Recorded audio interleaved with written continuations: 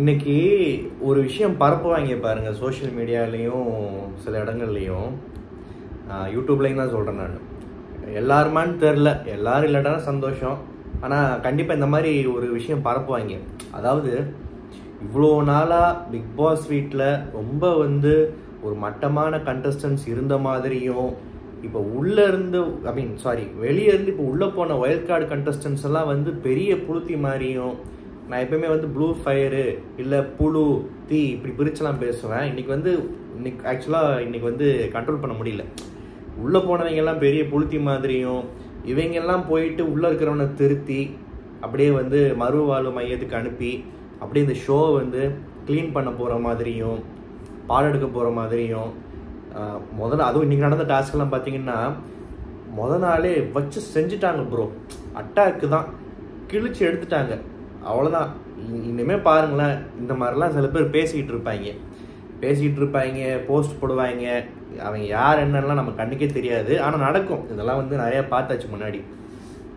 ஆனால் இருக்கிறதுலே ஒரு துப்பு கெட்ட செட் ஆஃப் வைல்ட் கார்டு கண்டஸ்டன்ஸ்னால் அது இந்த சீசனில், அதுவும் துப்பு கெட்ட அப்படின்றத தாண்டி அதில் ஒரு டாக்ஸிக்கும் கலந்த மாதிரி, ஒரு அறவே காட்டுத்தனம், சரியா ஒரு விஷயத்த சொல்ல தெரியாத ஒரு இது நிறைய பார்த்தேன். இது எல்லாத்தையும் தாண்டி நம்ம அடிக்கடி ஒரு பாயிண்ட் சொல்லுவோம்ல, அதாவது வனிதா மக, ரம்யா புருஷன், சுஜாவர்ணி புருஷன், இப்படி அதாவது ஃப்ரெண்ட்ஸு, இந்த மாதிரி ஃப்ரெண்ட்ஸை கூட பரவாயில்லப்பா.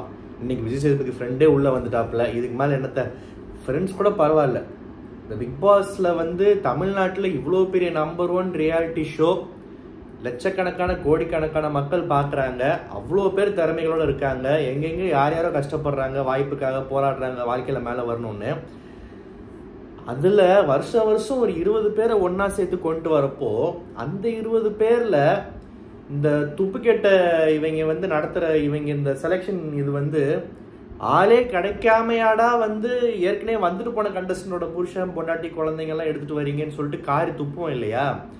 ஆனால் அதாவது பரவாயில்ல, வேறு சீசனில் மாறியாவது வந்தாங்க. இப்போ ஒரே சீசனில், அதுவும் ஒரே நாளில் புருஷன் பொண்டாட்டி ஜோடியாக உள்ளே போகிறாங்க பிக் பாஸ் கண்டஸ்டன்ஸாக. இந்த அநியாயத்தை, இந்த கூத்தை, இந்த கருமத்தை, இந்த ஒரு எச்சத்தனத்தை எங்கே போய் சொல்கிறதுன்னு தெரில. நான்லாம் மிகப்பெரிய விஜய் டிவி ஃபேனு, மிகப்பெரிய பிக் பாஸ் ஃபேனு. எப்பயுமே அதாவது வேற எவனாவது இதெல்லாம் ஒரு ஷோவா, அதெல்லாம் பெரிய புளுத்தி மாதிரி, ஆமை ஒரு பெரிய பொடா வெண்ண, அதாவது என்னடா ஒருத்தவங்க அவங்களுக்கு பிடிச்சதை பார்க்குறாங்க, டைம் இருக்கிறவங்க பார்க்குறாங்க, ரசிக்கிறாங்க, பிடிக்காதவங்க வேறு வேலையை பார்க்குறான், வெப் சீரிஸ் பார்க்குறான், படம் பார்க்குறான், நான் எல்லாம் பார்க்குறேன். உனக்கு என்னடா இது? இப்போ உங்கள் வீட்டில் சீரியல் பார்ப்பாங்க, அதுக்காக போய் உங்கள் அம்மா காரி துப்புவியா? அது மாதிரி தான் எல்லார் வீட்டில் நடக்கிறது. அவங்க பிடிச்சதை பார்க்குறது.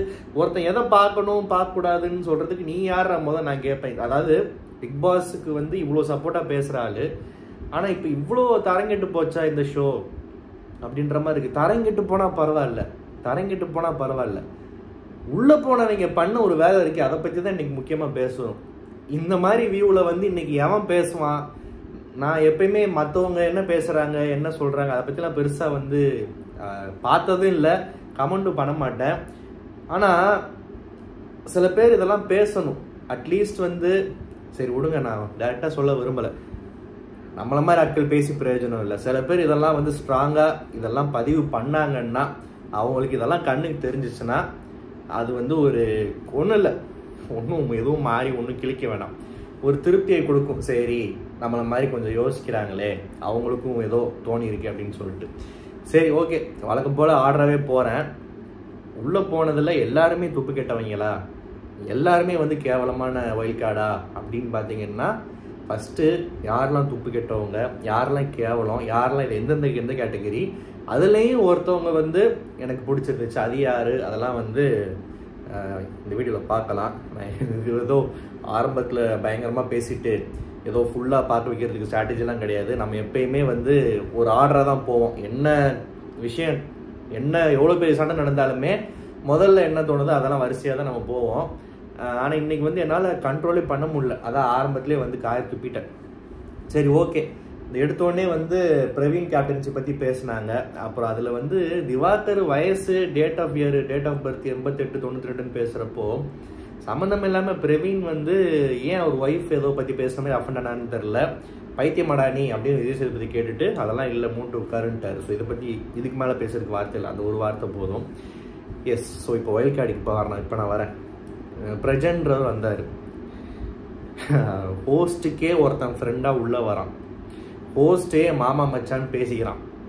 ஹோஸ்ட்டும் வந்து என்ன மச்சி எப்படி இருக்குன்னு பேசிக்கிறாரு.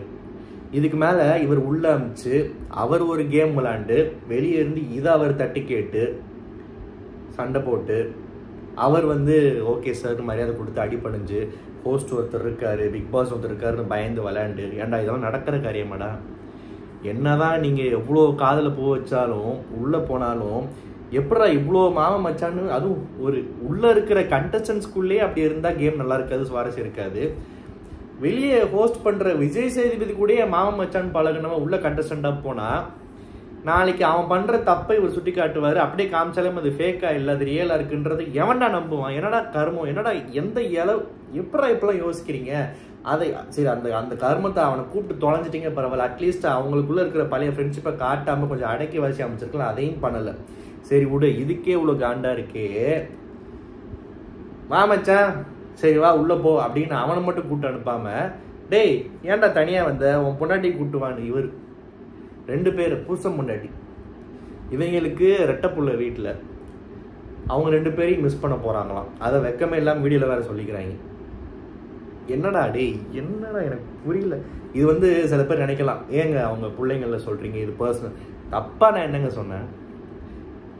ஒரு 2 பேர் ஏற்கனவே சீரியல் ஆர்டிஸ்ட்டு, ஏற்கனவே ஃபேம் இருக்குது.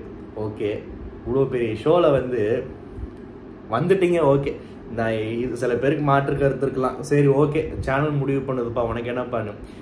ஆனால் 2 பேருமே வீட்டில் ஒரே ஷோவில் ஒரே சீசனில் ஒரே ஒயில்ட் கார்டு ஒரே ஸ்டேஜில் போகிறீங்க. ஆனால் வீடியோவில் கிட்ஸை மிஸ் பண்ணுவேன்னு சொல்கிறதெல்லாம் எனக்கு சத்தியமாக சிரிப்பு வருமா வராதா? சரி ஓகே, விடுங்க. அந்த அழகான குழந்தைகளை வீட்டில் அவங்க தாத்தா பாட்டி நல்லபடியாக பார்த்துப்பாங்க. 2 குழந்தைங்களும் ஒன்றா உட்காந்து டிவியில் அப்பா அம்மாவை பார்த்து சந்தோஷமாக மகிழட்டும். ஓகேவா? அதை ஒரு பக்கம் விட்டுருவோம். நான் சொன்ன மாதிரி ஹோஸ்டோட ஃப்ரெண்டு பொண்டாட்டி வேறு. ஸோ புருஷன் பொண்டாட்டி 2 பேரும் இந்த அளவுக்காடா பிக் பாஸில் இந்த சில வேர்ட்ஸ் எல்லாம் சொல்கிறதுக்கு ஒரு மாதிரி இருக்குது. எப்படி சொல்கிறது? இவ்வளோ காஞ்சு போயாடா இருக்கீங்க? யாருமே இல்லையாடா தமிழ்நாட்டில்? சரி உங்கள் சேனல்லே வேற எவனையாவது கூட கூப்பிட்டு வாங்கலாம்டா. இவ்வளோ காஞ்சு போய் ஒரே வீட்டில் புருஷன் பொண்டாட்டியை கூப்பிட்டு ஒரே ஸ்டேஜில் நிற்க வச்சு இவ்வளோ பெரிய நம்பர் 1 ரியாலிட்டி ஷோவில் இவ்வளோ பேர் பார்க்குற ஷோவில் ஜோடியாக உள்ள அமிச்சு அந்த 1 hour எபிசோடில் 40 நிமிஷம் கண்டென்ட்டை அவங்களுக்கு மட்டுமே கட் பண்ணாமல் ஃபுல்லாக காமிச்சு ஒரு கேம் ஆட விட்டு இவ்வளோ காஞ்சாட போயிருக்கீங்க. கருமம் பிடிச்சானுங்களா? இதை உட்காந்துச்சு கருமம். ஆனால் இதை உட்காந்து ரிவ்யூ வேறு பண்ணுறோம் பாரு, நான் சொல்ல வந்தேன். பட் அப்படி சொல்லக்கூடாது, யாரும் கமெண்ட் அப்படி சொல்லாதீங்க. ஏன்னா இது ரிவ்யூன்றதை தாண்டி காரி துப்புறோம்ல, காரி துப்புறது தான். இப்போ நமக்கு இப்போ எப்படி இது ஓட்டு போடுற மாதிரி தான், பிடிச்ச தலைவனை தேர்ந்தெடுக்கிற மாதிரி. அப்புறம் அவன் ஏதாவது நல்லது கெட்டது பண்ணுறான்னா அதை காரி துப்புறோம்ல. ஸோ இன்றைக்கி எல்லாத்தையுமே சோஷியல் மீடியா இருக்குது, எல்லாத்தையுமே எல்லா ஒரு என்ன சொல்கிறது ஒரு கருத்து சொல்கிற சுதந்திரம் இருக்குது. அப்படி இருக்கிறப்போ இனிமே என்னதான் நடக்கிறதெல்லாம் அருவருப்பாக இருந்தாலுமே இதை வேற ஒரு பாயிண்ட் ஆஃப் வியூவில் ரொம்ப பாலிஷ்டாக ரொம்ப கெத்தாக சில பேர் பேசுவாங்க. ஓகேவா? அப்படிலாம் இல்லைடா, மூட்டு உட்காருங்கடா, இதுதான்டா ரியாலிட்டி, இந்த இதை யோசிச்சு பாருங்கடா, விளக்கெண்ணெய்களான்னு சொல்கிறதுக்கு யாராவது தேவைப்படும்ல. என் வீடியோவை பார்க்குறவன் முன்னாடி 5 லட்சம் பேர் பார்த்தானுங்க, 1 லட்சம் பேர் பார்த்தானுங்க, 2 லட்சம் பேர் பார்த்தானுங்க. அதெல்லாம் கோவிட் முடிஞ்சிட்டு 1 வருஷம் யூடியூப்லேயே நல்ல வியூஸ்லாம் தூக்கி விட்டுச்சு. இப்போ எல்லாம் இன்ஸ்டாக்கு போயிட்டாங்க. இருக்கிற 2000 பேர் 3000 பேர் 5000 பேர் 6000 பேர் என்ன 100 பேர் 10 பேர் பாருங்க டே, 10 பேர் பார்த்தா கூட 10 பேருக்கு இந்த விஷயம் மண்டையில் ஏறிச்சுன்னா கூட நான் சந்தோஷப்படுவேன். ஏன்னா அந்த 10 பேரையும் நான் சப்ஸ்கிரைபராகவோ வியூஸாக பார்க்கல, என்னோட ஃப்ரெண்ட்ஸாக தான் பார்க்குறேன். ஏன்னா இப்போது மச்சான் பிக் பாஸில் இப்படி இருக்குடா பாரா, ஒரே இதில் புருஷன் முன்னாடி வந்திருக்கானுங்க, அவனுக்கு உள்ளே போய் வர இப்போ நான் இன்னும் ஆக்சுவல் ரிவ்யூக்குள்ளேயே நான் போகல. இன்னைக்கு உள்ளே போய் ஒரு வேலை பண்ணானுங்கடா, அது இன்னும் காண்டா இருந்துச்சு. இவனுங்க பரவாயில்ல, இன்னொருத்தி வந்தா அவ எப்படா வருவா, நான் வேற வெயிட் பண்ணிட்டு இருந்தேன். ஏன்னா எனக்கு அவளை பிடிக்கும் அப்படின்னு சொல்லிட்டு. ஆனால் அவள் ஒரு விஷயம் பண்ணாப்பாரு அப்படின்னு சொல்லிட்டு தான் நான் போய் என் ஃப்ரெண்ட்ஸ்கிட்ட பேசுவேன்ல. அந்த மாதிரி தான் அந்த 10 பேர் நான் பார்க்குறேன். 10 இருக்கட்டும், 100 இருக்கட்டும், 1000 இருக்கட்டும். அதனால் வந்து இதெல்லாம் கண்டிப்பாக பதிவு பண்ணணும். அப்போ தான் நமக்கு திருப்தியாக இருக்கும். சரி, இவனுங்க உள்ளே போனானுங்க, எக்ஸாம் பேட் வச்சோ பேப்பர் வச்சோ டாஸ்க் கொடுத்தானுங்க. என்னடா தெளிவாக என்னத்தை புழுத்துறீங்கன்னு உள்ளே போய் பார்த்தா இவனுங்களுக்கே ஆக்சுவலாக என்ன கேம்னா என்னன்னு தெரில. கேம்னா என்ன பண்ணணும்னு ஒருத்தன் சொல்கிறான், என் டேலண்ட்டை காட்ட வந்திருக்கேன்னு. அதை காட்டுறதுக்கு வேறு ஷோ இருக்குது, இங்கே அதெல்லாம் கிடையாதுன்னு இந்த மாதிரி சொல்லுது. இந்த மாதிரி பேர் சாண்ட்ரோவா, ஜிங்க் ப்ளஸ் என்னது சாண்ட்ராவா, கார் பேர் வச்சுருக்குன்னு நினைக்கிறேன். சாண்ட்ரா தானே? ஆமாம். என்ன எளவோ அது மூஞ்சியை வச்சிருக்கிற ஆட்டிடியூடும் அது பேசுகிற பாடி லாங்குவேஜும் பக்கத்தில் நம்மளால் புருஷன் வந்து உருன்னு குசு அடக்கிட்டு நிற்கிற மாதிரி அவர் நிற்கிறதும் நியாயமாக பார்த்தா இன்னைக்கு பழையபடி ப்ளூ சட்டையை போட்டு உட்காந்து பேசியிருக்கணும். மத்தியானம் ஒரு இடத்துக்கு வெளியே போனேன், அந்த சட்டை ஆங்கரில் இருந்துச்சு, அப்படியே போட்டு உட்காந்துட்டேன். அதுதான் இவனுங்க பேசுகிறானுங்க உட்காந்து. சரி உட்காந்துன்றேன், நின்றுட்டு அந்த மூஞ்சி ஒரு மாதிரி மூஞ்சிலே நான் பெரிய புழுத்தின்றத மாதிரி மூஞ்சி வச்சுட்டு பேசுகிறானுங்க. அந்த மாதிரி இருக்கு. அவங்க சொல்கிறாங்க, இப்போ விஜய் சேதுபதி ஒன்று சொல்கிறாரு, உங்கள் திறமைகளை காட்டுங்க, அதுக்குண்டான வாய்ப்பு கொடுத்துருக்கோம், அந்த ஸ்டேஜ் இதுன்னு சொல்கிறாரு. பிக் பாஸ் ஒன்று சொல்கிறாரு, உங்கள் ஒருத்தவங்களுக்கு தனித்தனமாக இருக்குது, அதை காட்டுங்கன்னு. இப்போ இங்கே ஒருத்தன் நான் திறமையை காட்ட வந்திருக்கேன்றான். இந்த கூமூட்டை சொல்லுது திறமையை காட்டுறதுக்கு வேறு ஷோ இருக்குது, இது வந்து பிக் பாஸு. இங்கே வந்து சரி நானாக இருந்தால் கேட்டிருப்பேன், சரி ஓகேம்மா செல்லம், திறமையை காட்டுறதுக்கு வேறு ஷோ இருக்குது, அது எந்த ஷோன்றதை நான் கண்டுபிடிச்சிக்கிறேன், இங்கே என்ன பண்ணும் கொஞ்சம் சொல்ல அப்படின்னா திருன்னு முடிச்சிருக்கும் அது. ஏன்னா மற்றவங்களுக்கு அட்வைஸ் பண்ணுறப்போ இல்லை நீங்கள் அப்படி இப்படி என்னமோ வளர்றானுங்க. இவனுங்களுக்கே தெரில என்ன கேமு என்ன இளவுன்னு. நான் ஒரு உண்மையை சொல்லவா, பிக் பாஸ்னு என்ன கேம்னு எனக்கும் தெரியாது, உங்களுக்கும் தெரியாது, யாருக்கும் தெரியாது. ஆனால் அது ஒரு கேம். அதான் அந்த கேமோட பியூட்டி. அதுதான் பிக் பாஸ்ன்றது. ஒரு நாளையும் எப்படி தாண்டுறோம், கடந்து போகிறோம், என்னென்ன கருத்து வைக்கிறோம், என்னென்ன ஃபேஸ் பண்ணுறோம், ஒரு வாழ்க்கை, அந்த வாழ்க்கையை எப்படி வாழ்கிறோம், அதுதான் பிக் பாஸ். இதுவே பதிலாக எனக்கு தெரில. ஓகேவா? இவனுங்க ஒரு ஆளாக கேட்குறானுங்க. உண்மையாகவே அரோரா வந்து ஒரு டம்மி பீஸ் தான், அதில் டவுட்டே இல்லை. ஓகேவா? ஆனால் அந்த அரோரா வந்து இந்த பேப்பரை கிழிச்சதுக்கு பேசிகிட்டு இருக்கும் போதே அவர் ஒன்று பண்ணதுக்கு ஒரு விஷயம் கேட்குது. அவருக்கு வந்து எங்கே இவன் ஸ்கோர் பண்ணிடுவாளன்னு பயம். அதுக்குள்ளே வந்து சரி பேப்பரை கிளி வந்த வேலையை பார்ப்போம், இல்லாட்டி நம்மளை கிழிச்சிட போகிறானுங்கன்னு சொல்லிட்டு கிழிச்சாரா. அரோரா வந்து தட்ஸ் ஸோ ரூடுன்னு சொல்லி மூஞ்சியை காமிச்சதை வந்து நான் உண்மையாக பாராட்டுறேன். அரோரா வந்து நியாயமாக பார்த்தா ஒரு டம்மி பீஸ் பிளேயருன்றதுல எந்த மாற்று கருத்து இல்லை. ஆனால் அந்த டம்மி பீஸே கரடியே காரி துப்பிய பிரஜன் மற்றும் அவருடைய பொண்டாட்டி சாண்ட்ரா அப்படின்றது ஹெட்லைனாக இருந்துச்சுன்னா எனக்கு ரொம்ப சந்தோஷம். எனக்கு அது பிடிச்சிருந்துச்சு. ஏன்னா இதுங்க சொல்கிறதுக்கு தலையாட்டணும், மூடிட்டு நிற்கணுன்ற எந்த ஒரு அவசியமே இல்லை, தேவையே இல்லை. ஏன்னா இதுங்க வந்து பேசுகிற விதமும் ஆட்டிடியூடும் சொல்கிற விதமும், அதாவது நான் இப்போ தான் பேசினேன், இவ்வளோ காஞ்சு போயாட இருக்கீங்க, புருஷன் பொண்டாட்டியை ஒரே ஷோவில் அனுப்புறீங்கன்னு சொல்லிட்டு. இதுங்களே புருஷன் பொண்டாட்டியே வந்து வேற எங்கேயோ திறமையோட வாய்ப்பு தேடி கஷ்டப்படுற ஒருத்தனோட வாய்ப்பை பறிச்சுக்கிட்டு உள்ளே வந்து 2 பேர் டபுள்ஸாக உள்ளே வந்திருக்காங்க. இதுங்க வந்து திவாகருக்கு சொல்லுதுங்க, இது பண்ணுறதுக்கு எதுக்கு இங்கே வந்தீங்க, இன்னொருத்தரோட ஆப்பர்ச்சுனிட்டி கெடுக்கிறீங்கன்னு.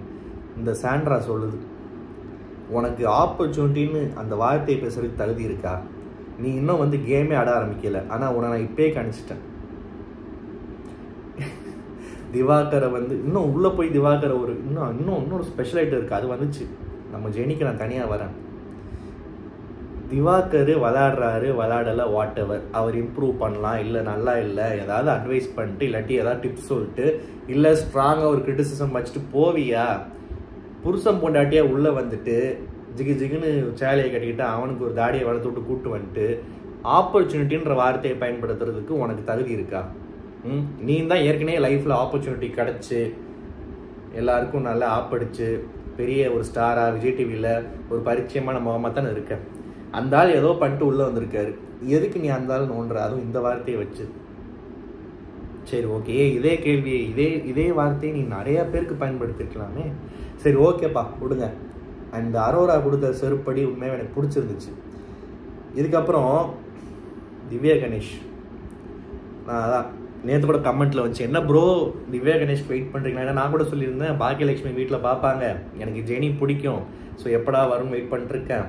வருஷம் எல்லா ஒரு சீசன்லேயும் வந்து எனக்கு யாராவது ஒரு பொண்ணை பிடிக்கும், நான் அதை ஓப்பனாக வீடியோலேயே அட்மிட் பண்ணுவேன். ஆனால் அதே பொண்ணு நல்லா விளையாடிட்டு காரியம் துப்புன்னு சொல்லிட்டு, அது நம்ம ராசியாக என்னன்னு தெரில. யாரெல்லாம் நமக்கு பிடிச்சிருக்கோ அவங்கெல்லாம் நம்ம வாயில் விழுந்துக்கிட்டே இருக்காங்க. இந்த வரலாறு எங்கேருந்து போகுது தெரியுமா? ரம்யா பாண்டியன், பூர்ணிமா, இப்போ சில பேர் வருவாங்க, என்ன ரம்யா பிடிக்குமா பூர்ணிமா, டேய் விட்றா, என் டேஸ்ட் என்னமோ அதை பற்றி பேசாதீங்கடா, முன்னாடியே பேசியாச்சு. சரி ஆமாம் விடு, எனக்கு ரம்யா பாண்டியன், பூர்ணிமா, அதுக்கப்புறம் எனக்கு ஆயிஷா வந்து தமிழ்லேயும் விட்டு பாதிலேயே ஓடி போச்சு, தெலுங்கில் போய் ட்ரெண்ட் ஆச்சுன்னு சொல்லிட்டு அதில் ரீல்ஸ்லேயே அது வரலையே பார்த்து ரசிச்சுட்டு இருப்போம்னு பார்த்தா அதுலேயும் வெளியே போச்சு. அது வேஸ்ட் விடுங்க. அதுவும் அதெல்லாம் சும்மாவே நம்ம வந்து உலகநாயகனை முறைச்சா நமக்கு கோவம் வரும். நியாயமே இல்லாமல் மேலே தப்பு வச்சுட்டு வார்த்தை விட்டால் சும்மா விடுவோமா? ஆயிஷாவெல்லாம் கேட்காத கேள்வியே இல்லை. இப்படி இருக்கு நம்ம ட்ராக் ரெக்கார்டு. சரி, இந்த பொண்ணாவது வருது, என்ன பண்ணுதுன்னு பார்க்கலான்னா, ஃபஸ்ட்டே ராமநாதபுரத்துலேருந்து வந்துடுச்சு. எனக்கு அங்கேவே வந்து ஜாலி. ஏன்னா நான் பிறந்தது ராமநாதபுரம், நம்ம பிறந்த ஊர்லேருந்து வந்திருக்கேன்னு சொல்லிட்டு விஜய் சேதுபதிட்ட ரொம்ப சூப்பராக ஒரு பாயிண்ட் வச்சுச்சு. இதுக்கு இந்த ஸ்டேஜுக்குன்னு ஒரு மரியாதை இருக்குது, ஒரு டெக்கோரம் இருக்குது. நீங்கள் இவ்வளோ பெரிய ஹோஸ்ட், இவ்வளோ பெரிய உங்கள்கிட்ட பேசுகிறதுக்கே அவங்க ஒரு வாய்ப்பு கிடைச்சதே பெரிய பொக்கிஷம். அதை பயன்படுத்தணும். நீங்கள் இங்கே நிற்கிறீங்க, உங்கள்கிட்ட பேசுகிற வாய்ப்பு இருக்குது, இங்கே நிற்கிறத கூட கவனிக்காமல் உள்ள சண்டை போட்டுருக்கானுங்கன்னு சொல்லிட்டு சொன்ன பாயிண்ட்டு சூப்பராக இருந்துச்சு. ஆஹா, அடுத்து அவ்வளோதான், செகண்ட் கியர் சூப்பராக விழுந்துருச்சு, 3வது 4வதுன்னு அடித்து தூக்குமான்னு நினச்சி பேசிக்கிட்டு இருக்கோம். ஏன்னா விஜய் சேதுபதி இங்கே நின்றப்போ உள்ள சண்டை போட்டது யாருன்னு நம்ம எல்லாருக்கும் தெரியும். சரி, நீ அமருதீனை அட்டாக் பண்ணுறியோ பண்ணலையோ, அட்லீஸ்ட் ஒரு பாயிண்டோட ஆரம்பிக்கிற, உள்ளே போய் பொதுப்படையாக நீ உன்னோட இதை நல்லா பேசுவ அப்படின்னு உள்ளே போனால், இதுக்கு ஒரு டாஸ்க் கொடுத்துருக்காங்க. அதாவது 2 யூஸ்லெஸ் ஹவுஸ்மேட்ஸை சொல்லணும்னு சொல்லிட்டு இந்த அம்மா செலக்ட் பண்ணுது. திவாகர். ஏன் திவாகர்னா, திவாகர் எங்கேயோ தகுதின்ற வார்த்தையை பயன்படுத்திட்டாராம். ஏதோ ஒரு பிரச்சனை இல்லை, தகுதின்ற வார்த்தையை பயன்படுத்துறதுக்காக உங்கள் கண்ணுக்கு தகுதி இல்லாதவங்கள யாராவது இங்கே தெரிஞ்சாங்கன்னா இப்போவே வெளியே போயிடுங்க.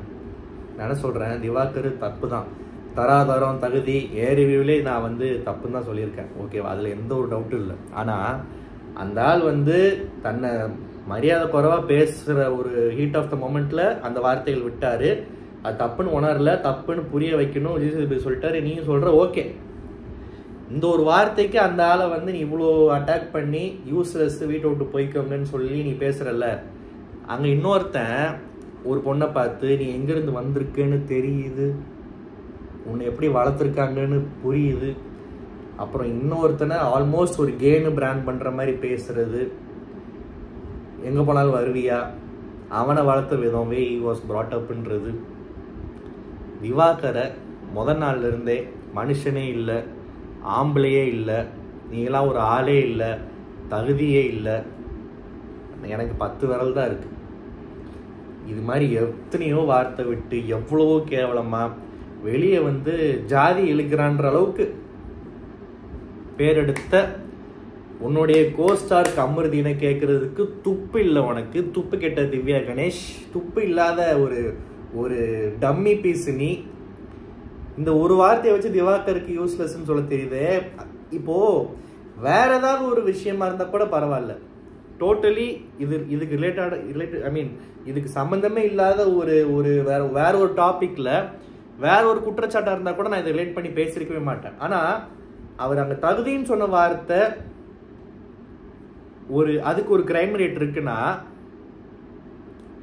லெட்ஸ் சே திவாகர் தகுதின்னு சொன்ன வார்த்தை வந்து தப்பு தான், ஆனா அது ஒரு பிக் பாக்கெட் கேஸ் மாதிரி. ஆனா இங்க ஒருத்தன் கொலை பண்ணிட்டு உட்கார்ந்துருக்கானே, அவ்வளோ வார்த்தை பேசியிருக்கானே, நீ ஒரு பிக் பாக்கெட் கேஸை பிடிச்சி ஒரு பெட்டி கேஸை பிடிச்சி நீ வந்து வீட்டை விட்டு வெளியே அனுப்புறதுக்கு அவ்வளோ பேசுற. இங்கே ஒரு கொலைகாரன் உட்காந்துருக்கான், இவ்வளோ வார்த்தைகள் விட்டுட்டு அவனை நீ பேசவே இல்லை, எதுவுமே சொல்லவே இல்லை. ஏன் உன் கூட நடிச்சான்றதுக்காகவா? அவனும் விஜய் டிவின்றதுனாலயா? இல்லை இங்கே தான் வந்து உங்களோட அந்த ப்ரிவிலேஜ்டு புத்தி வருதா? அதாவது திவாகர் வந்து என்னை பொறுத்த வரைக்கும் அவர் ஒரு ஆளே இல்லை, எங்கேயோ ஊர்லேருந்து ஒரு கோமாளி அவனோ வந்திருக்கான். இவங்கெல்லாம் வந்து பெரிய ஆளுங்க, இவங்கெல்லாம் மீடியா பீப்புள். எனக்கு ரைமிங்காக வேற ஒன்று வருது, ஆதிரி சொன்ன வார்த்தை தான் வருது.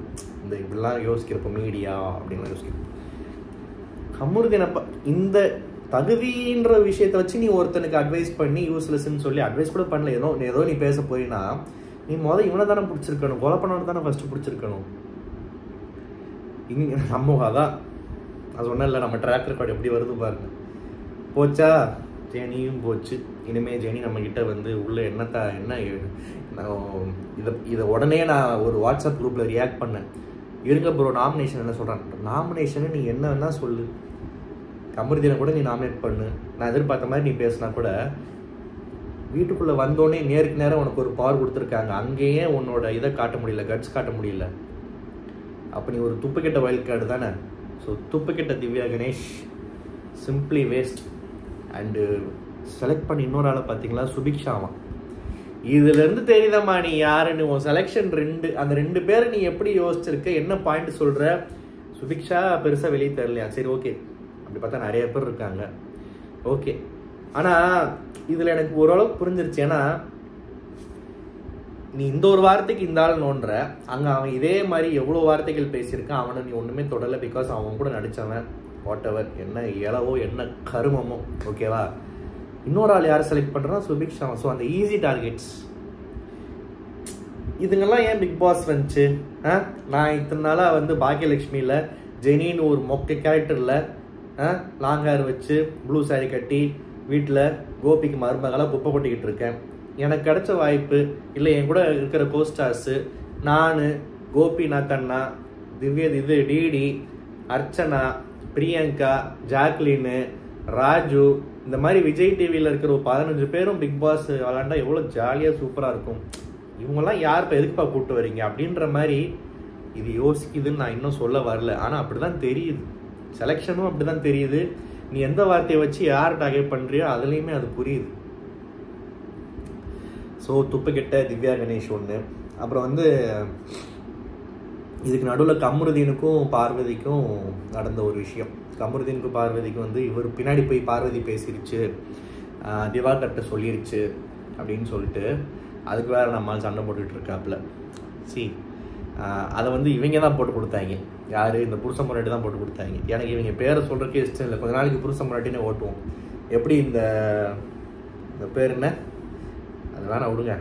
வாரிசை பற்றி எல்லாருக்கும் தெரியும்ல, நம்ம ரிவ்யூ பார்த்தவங்கலாம் கண்டிப்பாக மறந்துருக்க மாட்டீங்க, போன சீசனுக்கு முந்தின சீசன். ஸோ வாரிசை வச்சு எப்படி ஓட்டினோமோ அதே மாதிரி என் கண்ணுக்கு அவங்களோட இமேஜோ வாட் எவர் இம்ப்ரெஸ்லாம் பண்ண வேணாம். எனக்கு ஏதாவது நல்ல விதமாக தோணுச்சுன்னா பேர் சொல்லிக்கிறேன். முடிஞ்ச அளவு புருஷன் பொண்டாட்டின்னு பேசுகிறேன். ஆனால் ஒருத்தராக இருந்தால் வாரிசு அப்படின்னு பேசலாம். இவங்க ஓகே, இவரை புருஷன்னு பேசலாம், இதை பொண்டாட்டின்னு பேசலாம், ஓகேவா. புருஷன் பொண்டாட்டி சரி ஓகே, இதுதான் நம்ம கோடு வேர்டு. ஆனால் இது கொஞ்சம் கஷ்டம் இல்லை, கொஞ்சம் ட்ரிக்கியாக இருக்குது 2 பேர்னால. முடிஞ்ச அளவு ஃபாலோ பண்ணலாம். இந்த புருஷன் பொண்டாட்டி போட்டு கொடுத்துருச்சுங்க. நம்மளால் போய் பார்வதி கேட்குறேன், எப்படி சொல்லலாம், அப்படி சொல்லலாம், இப்படி சொல்லலாம், திவாகர்ட்டையே சொல்லலாம்னு சொல்லிட்டு. திவாகரையே இவர் சும்மா அடிக்கடி பொம்பளை பொறுக்கின்னு திட்டுவார். இவர் ஒரு பொம்பளை பொறுக்கின்னு ஒரு பொம்பளை போய் திவாகர்ட்ட சொன்னதை பற்றி இவர் கோவப்படுறாரு. சரி ஓகே, அது பாவம். அவரோட இன்னுமே பாப்பா அவர் எப்படி என்ன பண்ணுறாரு, எதை பொறுத்துன்னு தான் பார்க்கணும். அப்புறம் அமித் பார்கவ் டக்குன்னு உள்ளே வரப்போ யாரா இது, இந்த என்ன சொல்கிறது, இந்த யூடியூப்பில் ஹாட் பெங்காலி ஷார்ட் ஃபிலிம்னு தேடணுன்னா அதில் முக்கால்வாசி ஹீரோ இவர மாதிரி தான் இருப்பான். அந்த மாதிரி யாரா, என்னடா ஏன்டா இப்படி யாரையாவது கூப்பிட்டு வரீங்க, போர் அடிக்க போகுது அப்படின்னு நினச்சா, உண்மையாகவே அமித் பார்கவ் உள்ளே வந்ததுக்கப்புறம் பேசின விஷயங்கள், அவர் சொன்ன செலெக்ஷன்ஸாக இருக்கட்டும், எல்லாமே ரொம்ப பிடிச்சிருந்துச்சு. ரொம்ப டீசெண்டாக இருந்துச்சு. உள்ளே இருக்கிறவங்கள பெருசாக டிஸ்டர்ப் பண்ணலை. வியானா பிரவீன் முறைச்சதுக்கு அழுதுச்சுன்னா ஊன்னு அந்த மாதிரி ஒப்பாரி வைக்கிற அழுகை இல்லை. ஆனால் அந்த கனத்த குரலில் கண்ணீரெல்லாம் கண்ணெல்லாம் அப்படி இதாகி அழுதது உண்மைதான். ஆனால் மீசை இல்லை அந்த பொண்ணுக்கு. ஸோ மீசை இருந்தாலுமே மண் ஒட்டுச்சுன்னு ஒத்துக்க மாட்டேங்குது, அதனால் ஒன்றும் பண்ண முடியாது. இது இது ஒன்று தான் அதுக்கு அகென்ஸ்டாக ஒருத்தவங்க பேசினாங்க. மற்றபடி புருஷ முன்னாடியை பொறுத்த வரைக்கும் விக்கரம் நல்ல கேம் ஆடுறாரு அப்படியும் சொல்லலாம். விக்ரம நானும் பாராட்டியிருக்கேன். அட் த சேம் டைம் அவர் ஒன்றும் பெருசாக ஒரு மாதத்துலேயே தெரிஞ்சிருச்சுப்பா இவர் தான் வேணும் அந்த மாதிரிலாம் ஒன்றும் பண்ணலை. ஸோ விக்ரம் போரிங்காகவும் தெரியறதுக்கு சான்சஸ் நிறையா இருக்குது. அப்படி சொல்கிறவங்கள நம்ம தப்பே சொல்ல முடியாது. விக்கல் விக்ரம் அங்கங்கே பேசுகிறாரு, பெருசாக வம்புகளில் ஒரு மற்றவங்களை வந்து ஒரு கரெக்டான ஒரு பாதையில் வழி நடத்துகிறாரு. அந்த ஒரு மெச்சூரிட்டி இருக்குது, நல்ல கேரக்டர்ன்ற பேர் ஓகே. ஆனால் அஸ் அ கண்டஸ்டண்ட்டாக போரிங்னு சொல்கிறது தப்பு கிடையாது, அதுவுமே வந்து ஒரு ஃபேக்ட் தான் என்ன கேட்டால். ஸோ அமித் பார்கவ் விக்கல்ஸ் விக்ரமையும் இன்னொரு ஆள் யார் சொன்னார், அரோரா சொல்லவே, நான் சொன்னால டம்மி பீஸ்னு, அரோரா கண்டிப்பாக ஒரு டம்மி பீஸாக தான் இருக்கு உள்ள. ஸோ அந்த செலெக்ஷன் நல்லா இருந்துச்சு, அவர் சொன்ன விதம் நல்லா இருந்துச்சு, பேசுகிற விதம் நல்லா இருக்குது, கேட்குறதுக்கு பிடிச்சிருக்கு. நான் உண்மையாக வந்து எதிர்பார்க்கல. ஏன்னா டக்குன்னு வந்து ஒரு என்னடா ஒரு வடக்கன் வாழடிச்ச மாதிரி இருக்கும். நம்ம தமிழ் சினிமாவில் ஒரு ஹீரோ சொல்லணும்னா அப்பாஸ் சொல்லலாம். அப்பாஸ் வந்து காதல் தேசம் படம் நடித்தப்போ ஹேண்ட்ஸமாக இருந்தார். கமல் கே சம்பந்தமில் கமல் கூட காமெடியான தம்பியாக நல்லா இருந்தார் பார்க்கறதுக்கு. போக ஆலியா ஒர்க் அவுட் ஆகணும்னா நம்ம ஊருக்குன்னே ஹீரோ மெட்டீரியல்ஸ்க்கு ஒரு முகராசி இருக்குது. நம்ம ஆளுக்கு அது கொஞ்சம் அது போயிடுச்சு. ஒரு திருட்டு பயிலையில் ஜீவன் சொல்கிற மாதிரி ஒரு மைதா மாவு பாய் ஃப்ரெண்ட் மெட்டீரியலாக மாறி ஃபீல்ட் அவுட் ஆகிட்டார் பாவம். இப்போ திரும்ப கம்பேக் கொடுக்குறாரு. ஸோ அவர் விட்டுருங்க, எதுக்கு இப்போ அவரை பற்றி பேசிக்கிட்டு. ஆனால் அமித் பார்கவ் தான் never judge a book by its கவர்ன்ற மாதிரி உண்மையாகவே நான் தப்பு கணக்கு போட்டேன். பார்த்தும் வந்து சரி இல்லை என்ன பண்ண போகிறாருன்னு, பட் உள்ள நல்லா பேசியிருக்காரு, நல்ல ஸ்டார்ட்டு. இன்றைக்கி நடந்த ஒரே பாசிட்டிவ் விஷயம், இந்த 3 துப்புக்கெட்ட 3 பேருக்கு தாண்டி பரவாயில்லப்பா ஏதோ ஓகே அப்படின்னு. எனக்கு ரொம்ப என்னை இம்ப்ரெஸ் பண்ண வைல்ட் கார்டு வந்த உடனே சூப்பராக பேசுகிறாப்புல, அடி ஷூட்டட் சைட்டுன்னா எனக்கு வந்து அந்த தினேஷ் ரச்சிதாவோட எக்ஸ் ஹஸ்பண்ட் அவர் வைல்ட் கார்டாக வந்தார்ல, அந்த என்ட்ரி எனக்கு ரொம்ப பிடிச்சிருந்துச்சு. அந்தளவுக்கு அமித் இல்லை, பட் ஆனால் okay, Amit is okay, good ஸ்டார்ட்ன்ற மாதிரி எனக்கு தோணுச்சு. வந்துடுவாங்க உடனே கீழே அமித்தில் காசு வாங்கிட்டான். காசு வாங்கினவன் எவனாவது ஹாட் பெங்காலி ஷார்ட் ஃபிலிம் தேடினா இந்த மூஞ்சி வரும்னு சொல்லுவானாடா, யோசிங்கடா கொஞ்சம். ஓகே, இந்த மாதிரி பார்கவ் வந்து நான் சொன்ன மாதிரி விக்ரம் அரோரா சொன்னது okay. So wild card contestants வந்துட்டாங்க. அண்ட் வந்து வழக்கம் போல் ஒரு டிப்பிக்கல் வைல்ட் கார்டு கண்டஸ்டன்ட்டு வெளியேருந்து பார்த்து வந்துட்டாங்க, டிப்ஸ் கொடுக்குறாங்க, பேசுகிறாங்க அப்படின்ற மாதிரி இல்லாமல் கொஞ்சம் நம்ம வாயிலே விழுது வந்து ஒரு வித சுவாரஸ்யத்தை வந்து கூட்டுது ஷோவுக்கும் சரி, நம்ம ஆடியன்ஸ்க்கும் சரி, நமக்கும் சரி. அண்ட் உண்மையாகவே இன்றைக்கி வந்து இவ்வளோ காண்டா வைல்ட் கார்டு என்ட்ரிக்கு இவ்வளோ காண்டாமல் நினைக்கவே இல்லை. இன்ஃபேக்ட் இந்த வீடியோ ஆரம்பத்தில் நம்ம இந்திய மகளிர் அணிக்கு வந்து வாழ்த்து சொல்லி மனசார சந்தோஷமாக ஆரம்பிக்கலான்னு யோசித்தேன்.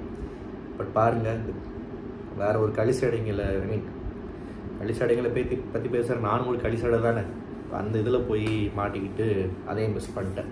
ஸோ கங்க்ராட்ஸ் நம்ம இந்தியன் உமன்ஸ் டீமுக்கு, உலகக்கோப்பை வேர்ல்ட் கப் விக்ட்ரி.